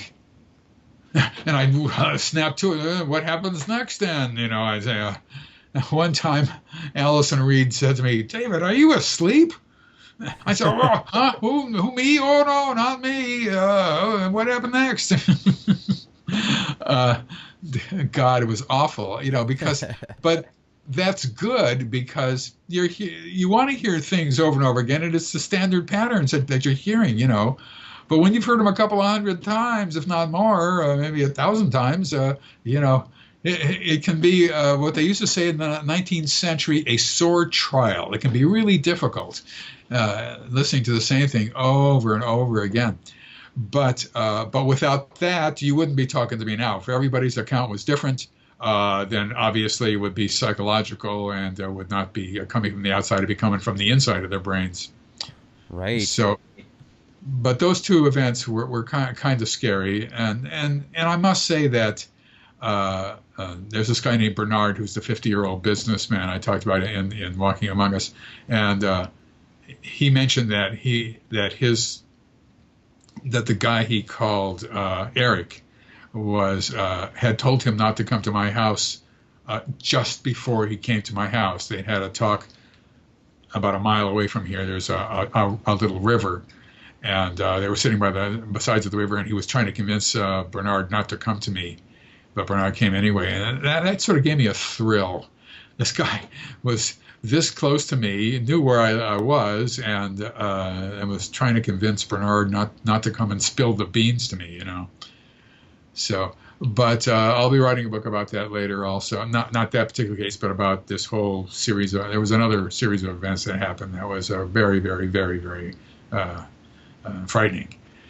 Most of the time when I'm here alone doing sessions, it's not frightening at all. It's just soporific. That means sleep-inducing. It would be crazy if you were doing a session and then all of a sudden, poof! It's like, where'd he go? He just got abducted right in front of me. That'd be incredible. That would be interesting. That would be interesting. But people are abducted when they're going to be missed the least. This happens at night. They don't have to be asleep, but they can be at home. This happens. It's not going to happen usually, although it does once in a while while they're at work. It's not going to happen in the stands of a Super Bowl, but when they'll be missed the least. So, for example, once I examined a 5-day event. That's 5 days with a man, a woman, her husband rather, and a baby. And during that 5-day event, they had just moved to Florida. They did not have any friends in Florida. They had just rented a place, and neither of them had a job yet. So nobody missed them. And I have 24 hours of testimony about that event from Allison Reed. And I did a 2 or 3 day event with someone once, and when they're going to be missed the least, And that means that a lot of them take place at night, when they're in bed or when they're watching television. The majority of the people who I've investigated, now this is not a huge majority, but it is a majority. The majority of those people are awake. Now, the reason I say that is because there are debunkers who say that this is all sleep paralysis. Now, sleep paralysis comes up in the scientific or stupid community, not the scientific community, but the really stupid ones who are debunkers every once in a while. They know nothing about the history of this phenomenon, so they think that they've invented sleep paralysis, not knowing that 15 years ago somebody else brought up sleep paralysis and there was a huge brouhaha over it and whether people were actually having sleep paralysis and this and that, and then it died down. Now it's come back up again. The majority of people I have worked with have had their abductions when they were not asleep. End of story. That's the end of sleep paralysis. I can say that absolutely. That's all I wanted to say. Nice. Yeah, the sleep paralysis thing, I feel, is just I saw this disc in the sky. No, you didn't, sir. That was swamp gas from Uranus. It's, one of those Right. things that there's not a whole lot of, justification for it. You can just say, oh, I saw this. And that's one of the things here at the Leak Project, David, is we interview people from all over the world on different aspects and points of view. One day I might have a guest on that doesn't believe in ETs, that does his best to debunk them. And then I speak with people like yourself and others that have been abducted and talk about their experiences. So that's what I try and do here, is get different aspects and different opinions from everybody and let people make their own decision based upon their discernment and what they feel is right and what their gut's telling them. So it's nice to get your point of view. And if we are in a possibility of maybe we're going to get ready for dire straits, everything you're telling me, David, it just reminds me of all of these movies that are out there in the media today. People that listen to Leak Project know that I'm very well versed in the subliminal programming that the media does on the masses, because I've been studying it now for almost 20 years, ever since high school. And it's just turned into an absolute science. What used to be MK Ultra, where they had select subjects that they did programming on, they've been able to take that experience and knowledge and get into a whole other level now with the special effects and the way they can control people in the media. But one thing that is interesting is you brought up how these extraterrestrials, these space people that have these psychic abilities to control anything. Well, if that's the case, I would think, why aren't they in power now? And that would give them a perfect opportunity to be the spokesman on some, television show or political landscape. And they've got so much influence, then the masses are watching them. Who knows, they're not already in power. Well, one of the things I noticed about them was they asked no questions whatsoever about American governmental institutions or social institutions or economic institutions or anything like that. I don't even know if they knew that they existed. And it never came up in any questioning on board a UFO or anywhere. They did not know the name of the country that they were living in, and certainly did not know the name of the state that they were working in, or whatever it was. It all had to be explained to them. And so my sense is that in the future, we will be existing under their leadership, not ours. That's the way I look at it. That's exactly what these TV shows are pushing. That's unbelievable. Everything you're telling me right now, the parallels are frightening. So it's almost as if they're conditioning the masses right now so that they're going to accept their new conditioning board is not so much it. It's people who know who are learning a little bit about abductions because it's on television all the time and this and that, and using it in the movies. But you have to be very careful about this, because you got to remember that the abduction phenomenon started in the early part of the 20th century. And so it's only recently that they've been into this, but the phenomenon has been going on for almost 100 years now. Do you think they had anything to do with like Machu Picchu and the pyramids? I don't think they go back that far. Now, we'll never know, but I don't think so. I think that we would see it, if it started at that time, I think that we would see it spreading out through a slow growing humankind. It would be spreading out rapidly then, and people had a lot more kids then than they do now, and plagues would come and kill a lot of people and so forth. It's only now that we've had this enormous population explosion since I was born, and until now, and consequently. Right now, it just keeps up with the population. It doesn't exceed the population. But if the population remained relatively stable, let's just say in the 16th century, by the end of the 17th century, everybody on Earth would have been an abductee. I had a PhD mathematician work it out once, and there's no evidence that not only not everybody on Earth, but not even 25% of people were abductees. And if that were the case, we'd know it. It would be in dream material. It would be in notations that people would remember. There'd be bleed through memories. We'd know it, but we don't know it, and that's not a good sign for it happening much earlier. Indeed. And just a couple more questions before we close out tonight. Really appreciate you coming on the show here with us, David. This has just been a pleasure to speak with you.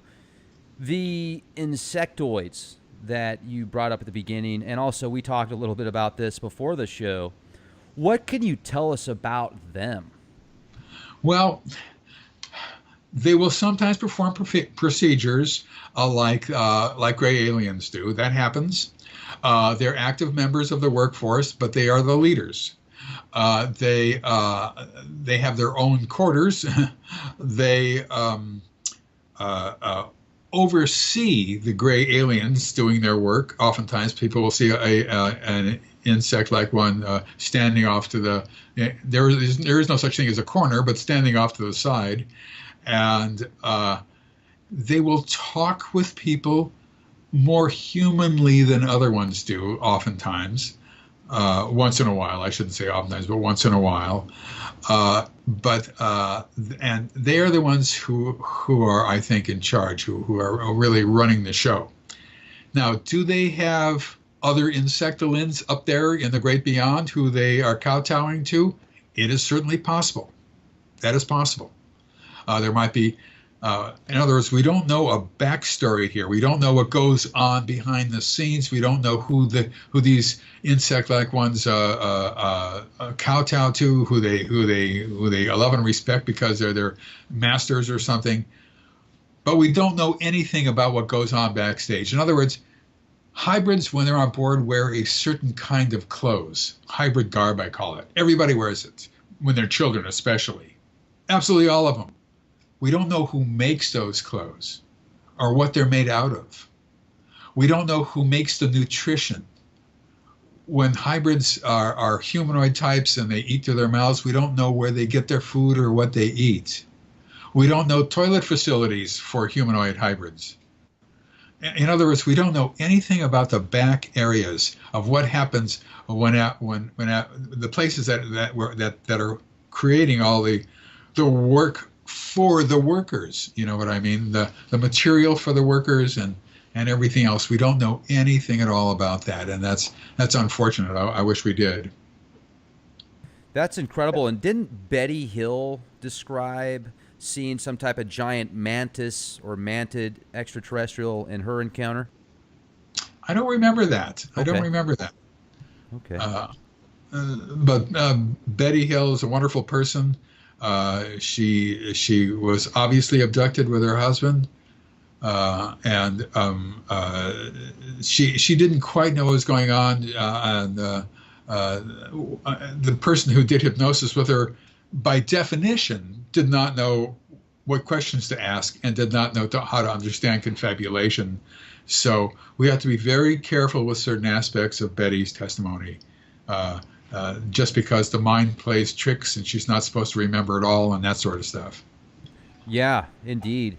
And have you ever noticed anybody or have you ever talked to anybody that you've had an opportunity to do these sessions with in regards to like microchips or implants? Well, most abductees say that they have implants, but what they are, we have no idea. Now, a friend of mine, Dr. Roger Lear, specialized in taking implants out of people. And he had a group of surgeons who removed a bunch of implants from people's legs, their arms, their hands, their backs, whatever it was. And a couple of them were really interesting things. But he died too soon to make more analyses of it. I don't know what's happened to all the other implants. And he was unable to and did not take out implants that are standard procedure implants up through the nose, through the cartilage, through up into near the pituitary gland, or through the ear, through the eardrum and near the brain somewhere, or through a teardrop into a sinus cavity. All those would have caused have to deal with head surgery, and they did not do any of those. And those are the three most important places where implants are placed. How we would understand what an implant is beyond me. You're looking at very advanced technology. It's like in the 1950s, UFO researchers were heavily focused on propulsion. UFO propulsion. You can't imagine how many books are written about UFO propulsion. And it's like Alan Hynek said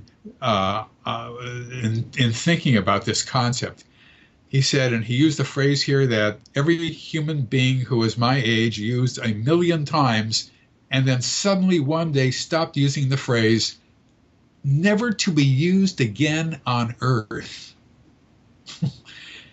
Alan said, well, trying to figure out propulsion is like showing a color TV to Benjamin Franklin and asking him how it works. There's too many levels of knowledge that you have to go through to get to knowing how a color TV works. Now, when's the last time you used the phrase color TV? It has dropped out of the language. Yeah. Nobody ever used it. It was uttered by every American, now gone. You bring up some good points, and I certainly thank you again for coming on the show, and I would like to give some advice to our listeners that are interested in checking out David and his work. Go to ufoabduction.com, ufoabduction.com. David Jacobs, if you want to look him up on YouTube or maybe check out Google. And I just wanted to leave this with closing. When you brought up these UFO craft and the people that are on these ships, whether they're extraterrestrial or, abductees, they're all doing something. They're all kind of efficient and they've got their own position and place to do something. I have talked to people that are very good at remote viewing, like Dr. Courtney Brown, Daz Smith, Dick Algar. These guys are some of the best remote viewers on the planet, and they remote viewed the Phoenix Lights. And if you know what remote viewing is, a session is done totally blind. The person that does the session has no idea what they're looking for. They just give the description. And they described these entities that moved in such a fluid motion. Whatever they were doing had a meaning and a purpose. The way that they walked, talked, and then the description of what they look like. He described them as these very tall Nordic type people. But then he said that it was weird because it seemed as if they were almost morphing into like a lion face and then back into this Nordic face.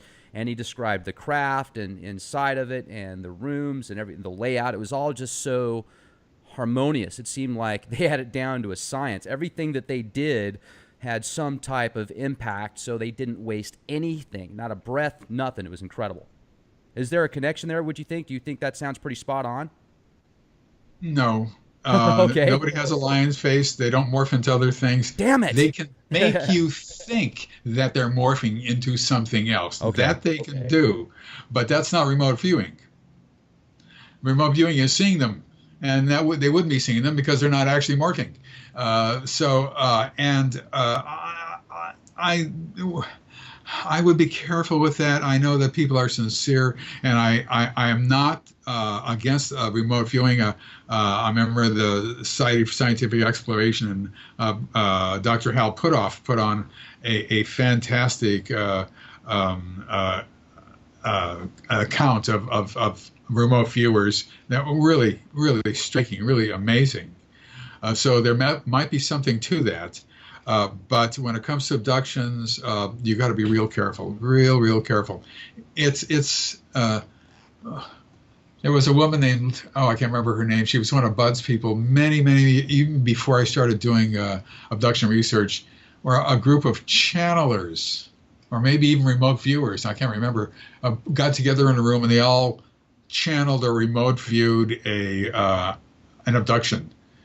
All of the accounts were different, and none of the accounts were correct because this woman was an abductee and knew what was going on, and she said nothing approached it in terms of what was actually happening. But you also have to understand that this has been in the media for a long time now. It's seeped into popular culture. Everybody and his dog knows gray aliens. Right. And it's just all over the place, and it has been for decades. And obviously the books that both Bud and I wrote didn't help matters by keeping it secret so that we could study it more. But scientists don't study it anymore. There's less scientific information concern for it now than there ever has been. So I might as well just write my books and show the public what I've learned. And if they don't think it's correct, they can learn how to do hypnosis and do it themselves. That would be great. Yeah, and hypnosis is pretty cool. Some that don't know what it is might get nervous and be like, I don't want to be put under somebody's spell and go barking at cars thinking I'm a dog or whatever. That's stage hypnosis, and it's completely different. If you've ever missed your exit driving in a car because you were listening to music and you lost track of time there for a second, that is a form of hypnosis right there. It's just a different That's level called welcome to the human race. That's what that's called. Yeah, hello. Welcome to the human race. So, hey, this has been great. And also, I want to let our listeners know, if you would like to hear more about some of these cases, check out Walking Among Us. That came out just several months ago. It's got excellent reviews on Amazon. Also, you've put together a few other books. Would you just let our listeners know the name of those titles before we close out tonight, David?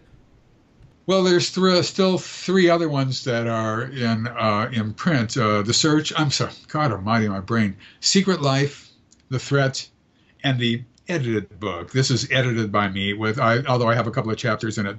UFOs and Abductions: Challenging the Borders of Knowledge. We wanted that for the therapeutic and community and academic community. The response from the academic community was zero. That doesn't surprise me. Those guys are like, talk about being assimilated by the Borg. They've got firewalls all over themselves. They can't accept anything that's not, written down on paper and given to them by somebody in the administration.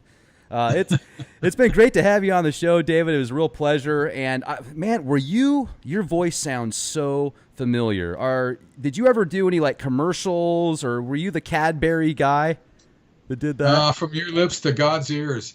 No, I never did anything like that.